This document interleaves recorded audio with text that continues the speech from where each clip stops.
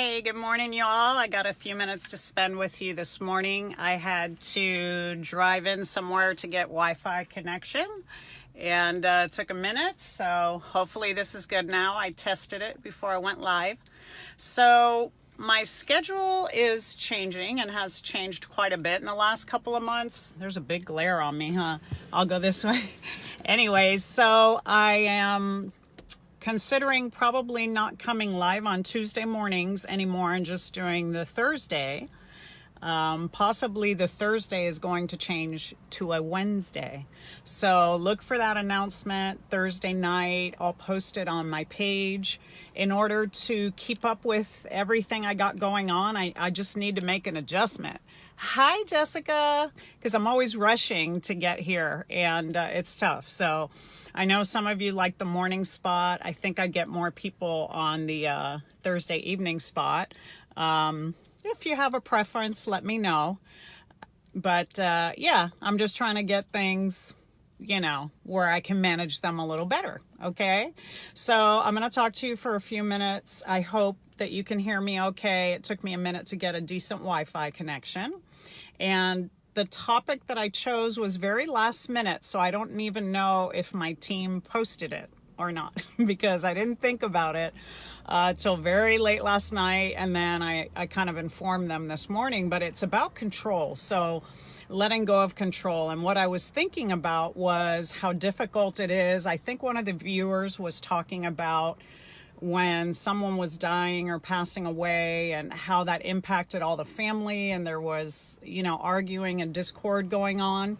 And I mentioned that, hi Sangeeta, and I mentioned that the hardest thing in that story is that when we're losing someone, it's us letting go of the control that we don't have. So I thought, well, this is a good topic. So I'm going to preview it right now. Letting go of control of others. So not just when someone's passing away, but when someone's leaving you, when someone's, hi George, in disagreement with you, when a relationship is starting to fail. What happens is that we want to control the actions, the feelings, the behavior of the other person. I'm pretty good, thank you. So I'm wanting to encourage you to look at your part in when someone is letting go and this phase of your relationship is changing. The harder you hang on, the more that causes pain, resistance, and difficulty in the relationship and in the other person. You tend to wind up making somebody angry with you because you're unwilling to accept their boundaries when they're letting go. If you're the one letting go, you may have noticed this. Now, letting go impacts us in several ways. It causes anxiety when we're unable to let go.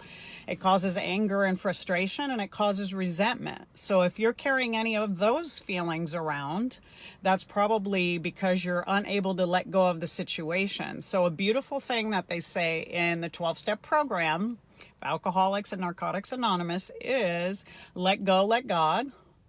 I've also heard let go with love. And it's, it's a little mantra that you can use, and even not believing in God, it's just trusting the process, letting go and trusting the process and believing that what is meant to be is meant to be. The other thing that they say in program is we are powerless over people, places, and things. So, hi, Sarah. My dad is passing from cancer. I'm flying out to Seattle in the morning to say goodbye for the last time. Oh, bless your heart. I'm sending you a heart. And went through that 2 years ago with my dad.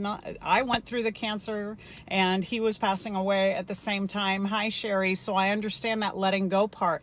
Here's what I want you to know. When you love someone with your fullest heart, hi, Wesley, you want them to be at peace and you want them to be alleviated of any pain or suffering they have. Hey, Renee, love you too. So if you hang on to them, it's because of your own fear and your own difficulties and letting go and your own grief. We hang on to people that are ready to let go or that are moving away from us, whether that's physically or spiritually, whether it's a death, whether it's a breakup, whether the relationship has met its expiration point, which is something that I say all the time to you guys. Sometimes relationships, not sometimes, always have a season and a reason, right? And you all have heard that before. That's not unique to my saying it. So what I want you to understand is that when you hang on, you're having the anxiety, you're having the fear, you're having the dysregulation or the discord in your own emotional state of being. So letting go is not an easy thing, but it is a right thing. It is a moral thing. It is a thing of forgiveness. It is a healthy thing. It's accepting powerlessness, as I said earlier, over people, places, and things. I cannot control that someone's dying in my life, and this is their time. And for whatever reason, this is the death that came to them. I always say that death chooses us, and if we can, we should choose death.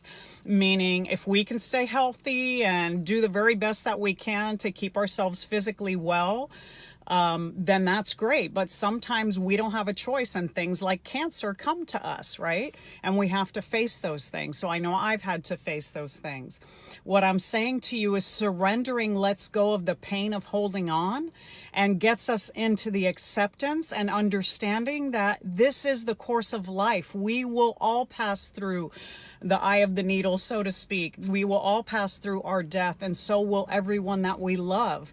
And the sooner we embrace that and understand this is the time and the season of their life, then focus on celebrating the joy and the love and the connection that you still have to them, and how you are going to continue to honor them and keep them with you in whatever ways that you can. And this is true of a breakup. And this is true of people moving away. Unforeseen circumstances why someone leaves your life, not just in death, but in discord and in disagreement and in divorce. That was like 3 Ds in a row and caught me catching my tongue, rolling on that one. So I hope you're understanding. I have so much anxiety, it's overwhelming. Sarah, it's deep breaths and saying to yourself, I'm on my way. I'm going to be there, and probably your dad is going to want you to be there before he has the ability to pass. And one of the greatest gifts you can give is being by somebody's bedside when they are leaving this world, and just speaking love to them and giving them permission to let go and be free of the burden of the physical body that they are now trapped in. That is debilitating and that is painful. And that's the greatest gift that you could give them, is say, I love you now. I love you through eternity. I'm loving you through this, and it's okay for you to go. I know you're no longer joyous, happy, and free in this physical body, in this spiritual body, and it's time for you to go. And I want you to know that we'll be okay, and honor and respect that relationship. So, Sherry is talking about an ex. I keep hanging on to my ex-husband. I feel like I am somebody's happy faces are in the way, so I can't see your whole comment. There we go. I am mourning the divorce for 10 years now. He is toxic to me. I love you too, Renee. So take a deep breath, Sherry, and hear this. When we hang on to something that we can't change, we keep ourselves imprisoned to that past relationship and that past hurt.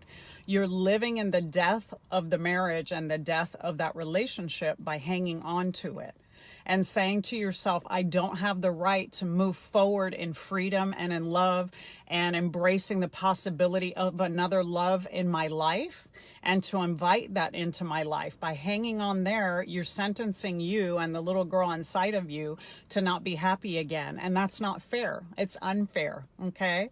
And I'm not saying it's easy, but I am saying it's possible. When you say someone is toxic for you, that's where you say, every day and in every way, I need to remove them from my thought process from my life, from my energy, from my space, from my being, because holding on to them, talking about them, thinking about them brings me nothing but pain.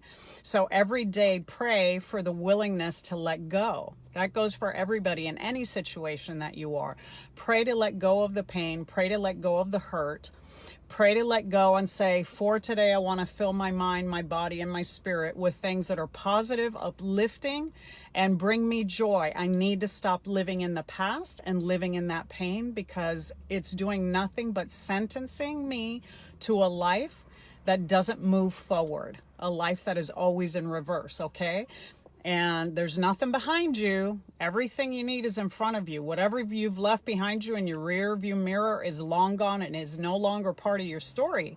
And you deserve a new story and a new beginning. That goes for everybody.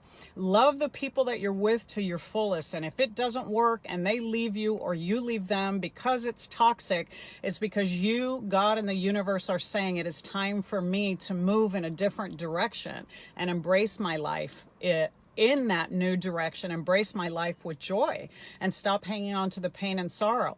Sometimes we hang on to the pain. Hi, Terry. I'm going to be off in a minute. Sometimes we hang on to the pain of a past relationship because it's the only thing left we have to hold the memory of that person. We want to believe there was some great purpose that we served by staying in a sick or toxic relationship over time. And we're affirming it by holding on to the pain of it. There must have been something great that I keep hanging on to it. No, pain is remembered more vividly the further you get away from it. So you're really just hanging on to pain for the sake of pain. The pain is growing in you. And as it's growing in you and you're hanging on to it, you're thinking to yourself, this keeps me tied to that person. So it's up to you to cut the umbilical emotional cord that's tied to that person. I hope you understood that, because that got a little deep for a minute. Mike's Kitchen. It makes sense to Mike. Thank you, Mike. Sherry, thank you. He always says I am too old to find love again at 59. Well, you know what you could tell him? He doesn't have any right to tell you how your life is going to go. He is not the universe. He's not omnipotent. He's not God. He doesn't know you because he's no longer in relationship with you. And anything's possible for anyone. I've had 60 and 70-year-old people who live, they do live, but leave sick relationships, move forward, and they find love again. And they remarry again, or they find partners for life through the rest of their life. I've seen it over and over again because they were willing to let go of the past and the BS of somebody else defining them and telling them who they're supposed to be. So let go of that. Let go of the story that other people tell you about who you are, because they don't know you. They're in your rear view mirror, and who you are has changed. So own and embrace and celebrate and tell yourself every day, I do deserve love and I will have love again. It does not matter if you're 59, 69, 79, or 89. Believe me, it's possible. All right. So I want you to weigh in and send me your comments. I'll go live again Thursday night at 6 p.m. Those of you who missed the beginning, I am changing my format. I don't know that I'll keep coming on here Tuesday mornings because it's getting a little bit more difficult for me to manage, truth be told. I don't know if there's another day I could do it that might be easier. I'll consider that, but it seems like the majority of you are able to come on Thursday nights. The evening might also change. So the other consideration is, because of my work schedule now, I'm considering moving to Wednesday nights. So send me a thumbs up, or those of you who are regulars on here all the time, tell me, Gina, Wednesday, Thursday, no difference. I'm going to watch you. Love it, whatever. And if you like the daytime, let me know that too. I'll do the best that I can. Okay. God bless you all. Have a great day, and I'll see you soon.